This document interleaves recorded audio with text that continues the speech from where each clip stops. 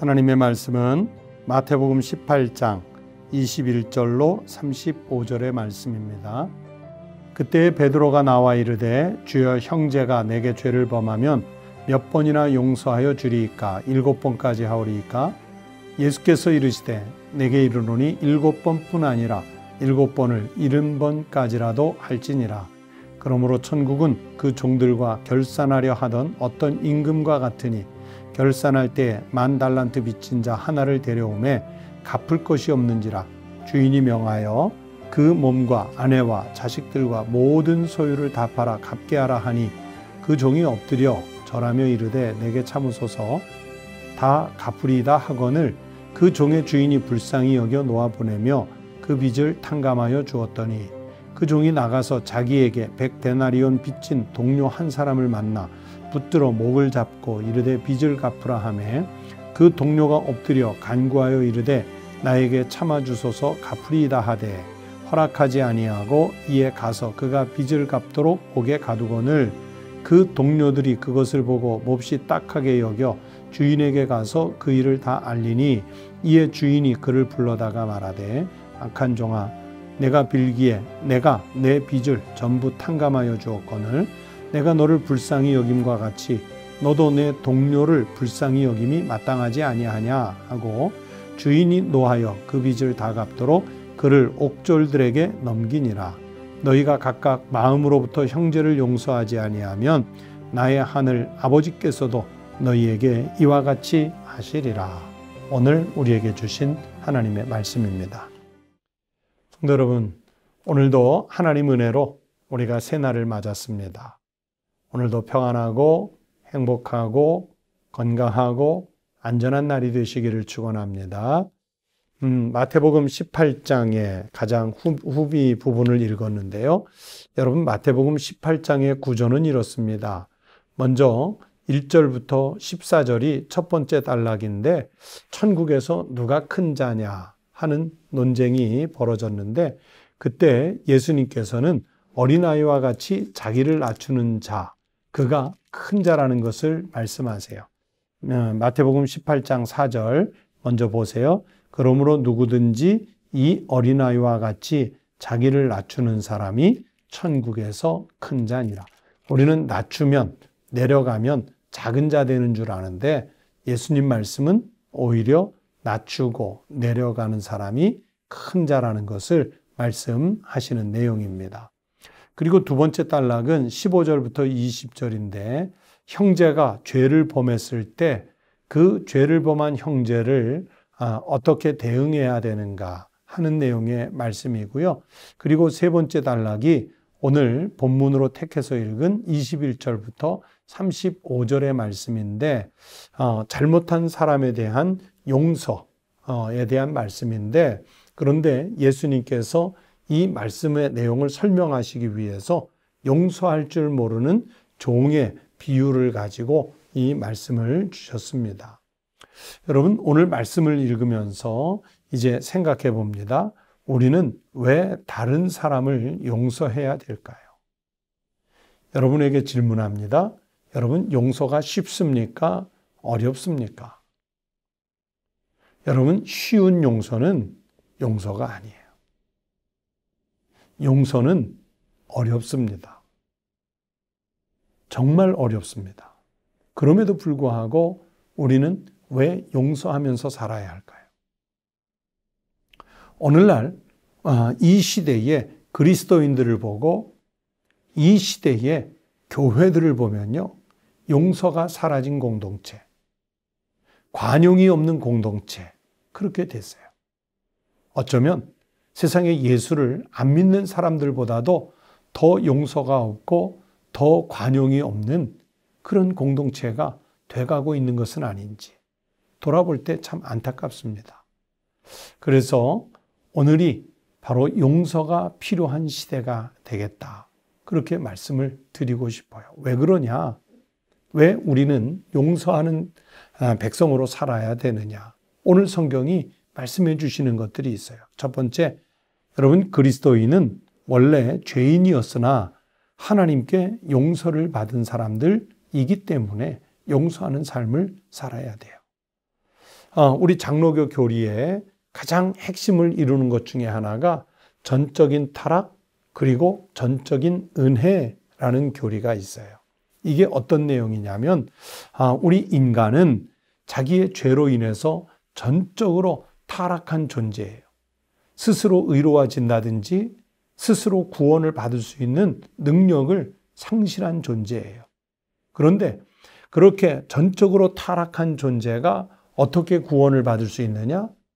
우리 주님 예수 그리스도의 전적인 은혜가 있어서 우리가 구원을 받을 수 있다는 겁니다. 그런데 어떻게 구원을 받았느냐? 바로 우리 주님 예수 그리스도의 십자가 은혜. 다른 은혜도 아니라 십자가 은혜, 즉 예수 그리스도의 생명을 죽여가면서까지 얻게 된 은혜 때문에 우리가 용서를 받았습니다.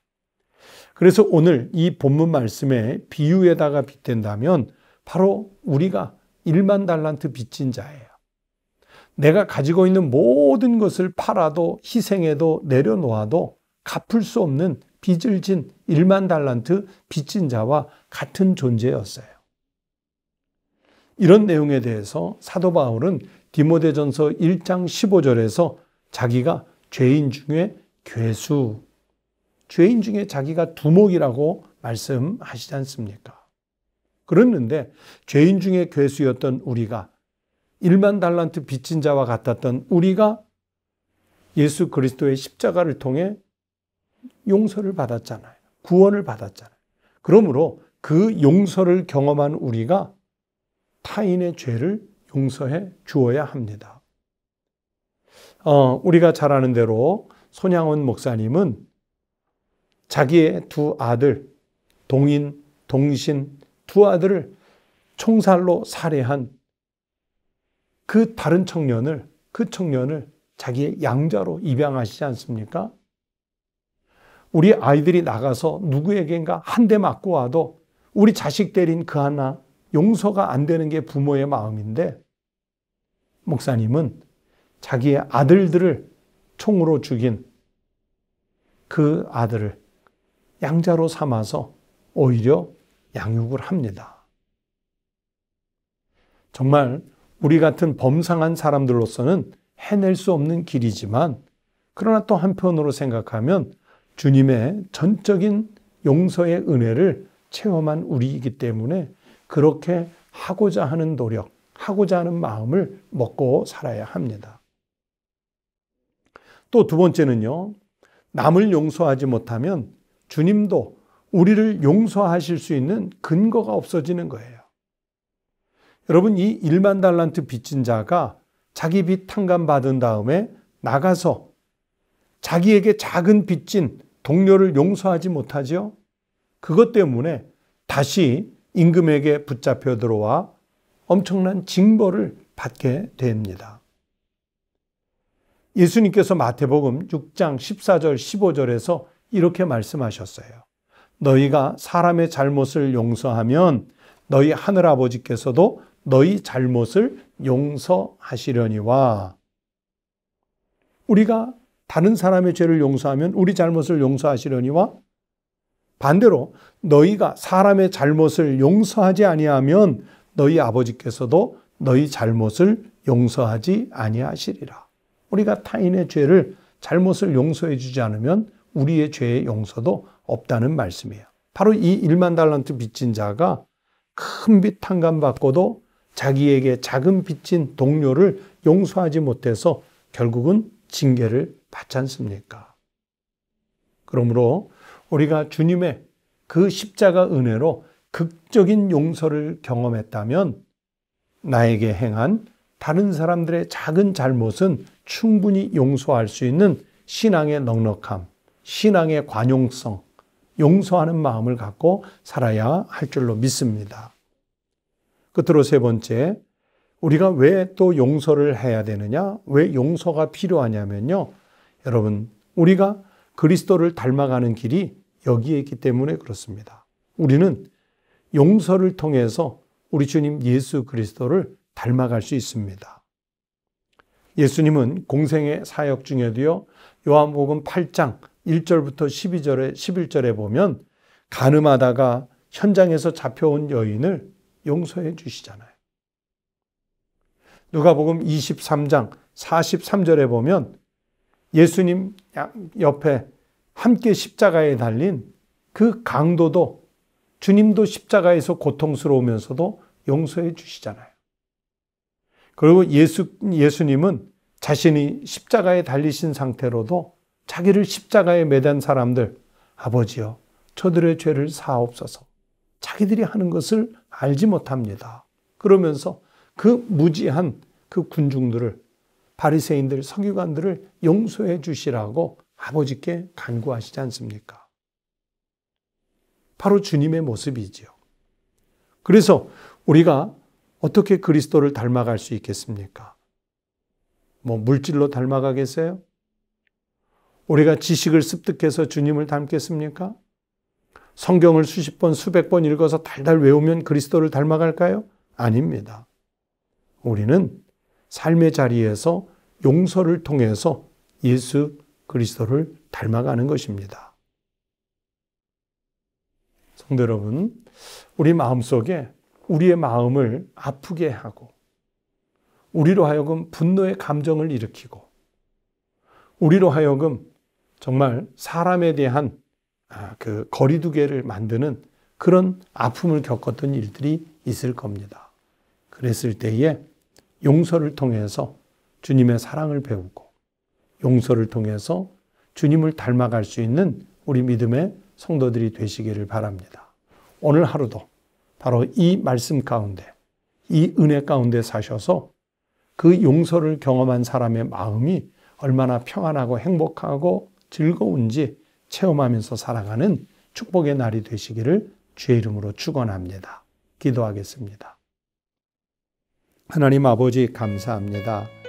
나 같은 죄인이 오직 주님의 은혜로, 특별히 십자가의 은혜로 구원을 받게 하시고 하나님 나라가 나의 나라가 될 수 있도록 은혜를 베풀어 주시니 감사를 드립니다.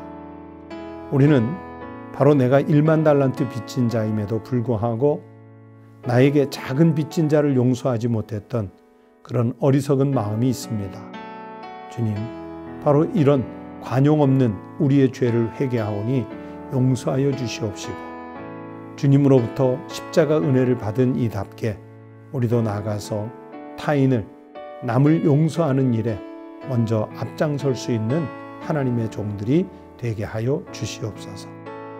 교회 공동체가 서로 용서하는 공동체, 나라의 정치 지도자들이 서로 용서하고 서로 관용하는 그런 지도자들, 또 이념과 이념의 대립이 극심한 이 사회 속에서 서로가 서로의 심정을 이해하고 품을 수 있는 관용의 백성들 되게 하여 주시옵소서.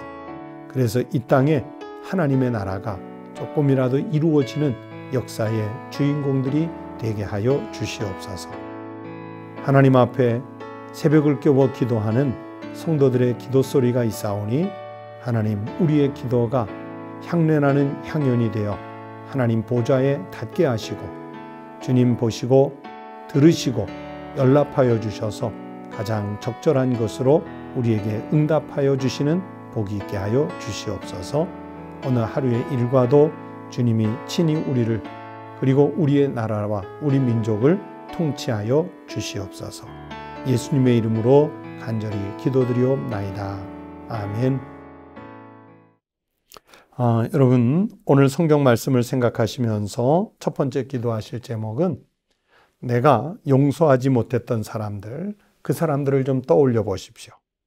그래서 오늘 당장은 아니어도 우리가 신앙생활을 하면서 내게 잘못했던 그들을 용서할 수 있는 그 관용의 마음을 주시도록, 용서의 은혜를 주시도록 하나님 앞에 기도해 보시기 바랍니다. 또 두 번째는 이 땅의 모든 교회들, 그리고 또 우리 청북교회, 그리고 여기에 속해 있는 모든 성도들이 서로 용서와 관용을 신앙으로 삼을 수 있는 그런 관용의 공동체가 되도록 중보기도해 주시기 바랍니다. 끝으로 세 번째는 코로나19 바이러스가 속히 종식되고 그리고 이 사회가 안전하고 평안한 사회가 될 수 있도록 힘써서 기도해 주시기 바랍니다. 여러분의 기도 제목을 기도하시기 바랍니다. 다 함께 기도하시겠습니다.